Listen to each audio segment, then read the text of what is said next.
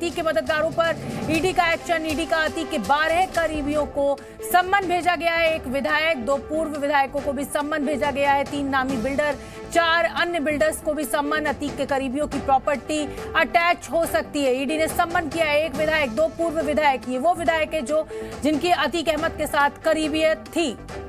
3 नामी बिल्डर हैं, 4 अन्य बिल्डर्स को भी सम्मन भेजा गया है और ईडी जो है वो इनकी प्रॉपर्टी को अटैच कर सकती है।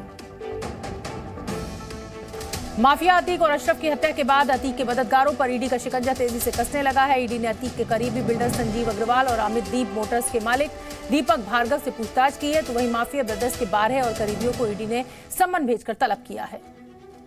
माफिया अतीक और अशरफ की हत्या के बाद भी उसके जो आर्थिक मददगार हैं, जो उसके करीबी हैं, उन पर मनी लॉन्ड्रिंग मामले में जो शिकंजा है वो लगातार तेजी से कस रहा है। हम इस वक्त ईडी दफ्तर के बाहर मौजूद हैं। प्रयागराज का जो ईडी यूनिट है उसने माफिया अतीक के करीबी करीब 12 लोगों को नोटिस यानी समन जारी किया है।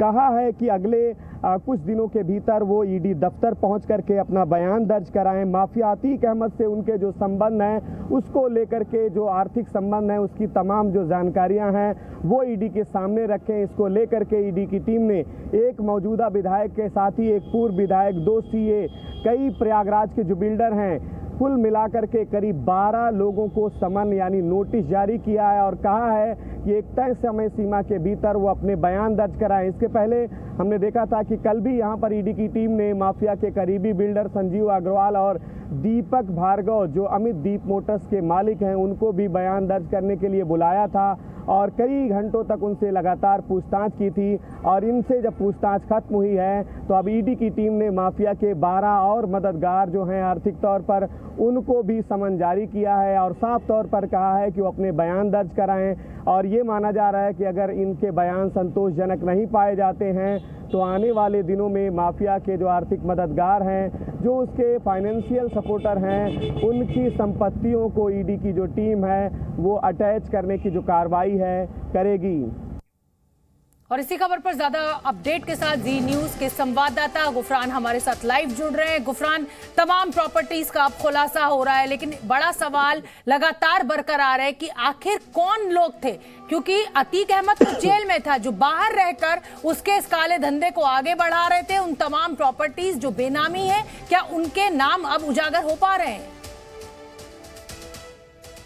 देखिए, निश्चित तौर पर मनी लॉन्ड्रिंग के तहत माफिया अतीक अहमद के खिलाफ 2021 में जब मामला दर्ज किया गया था, तो अब तभी से ईडी की जो टीम है लगातार जांच पड़ताल कर रही थी। तमाम जो माफिया अतीक के जो आर्थिक मददगार थे, जो करीबी थे, जो आर्थिक तौर पर उसको सपोर्ट करते थे, उसके कारोबार को जेल में उसके रहते संभाल रहे थे, उनके खिलाफ पिछले दिनों प्रयागराज में जो छापेमारी की कार्रवाई हुई थी उसमें करीब 16 नाम जो है निकल करके प्रमुख रूप से सामने आए थे। उसमें पॉलिटिकल करेक्शन भी था, जो मौजूदा समय कुछ ऐसे हैं जो समाजवादी पार्टी में हैं, कुछ बीएसपी में हैं, कुछ दूसरे दलों में हैं।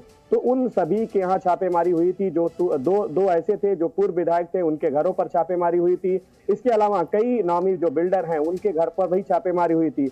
कल 2 लोगों को दो शहर के नामी जो कारोबारी है, एक बिल्डर संजीव अग्रवाल, उनसे करीब 10 घंटे से ज्यादा प्रयागराज पुलिस माफ कीजिएगा ईडी की जो टीम है उसने उनके बयान दर्ज किए। और पुलिस का शिकंजा, ईडी का शिकंजा, सीबीआई, तमाम जो सुरक्षा एजेंसियां हैं वो लगी हुई हैं। अतीक का आतंक का अंत जरूर हुआ है, लेकिन तमाम जो पीड़ित लोग हैं कम से कम उनको न्याय मिलता रहे। आगे बढ़ेंगे। अतीक के अंत के बाद अब एक के बाद एक कई खुलासे हो रहे हैं। हम आपको बता दें कि बिल्डर और कारोबारियों से अतीक टैक्स लेता था। गुलाबी और सफेद पर्ची पर लिखा होता था टैक्स का रेट 3 लाख से 5 लाख तक। गुलाबी पर्ची पर रेट लिखा होता था। ये पैसे अतीक के अकाउंट में जमा कराए जाते थे। ये तस्वीर आप देखिए, ये गुलाबी रंग की पर्ची, इस पर रेट लिखा हुआ होता था।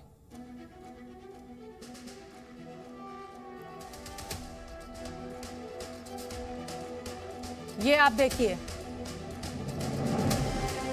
तो ये पर्ची अकाउंट में पैसे जमा कराए जाते थे। बैंक ऑफ महाराष्ट्र की ये रसीद हम आपको दिखा रहे हैं।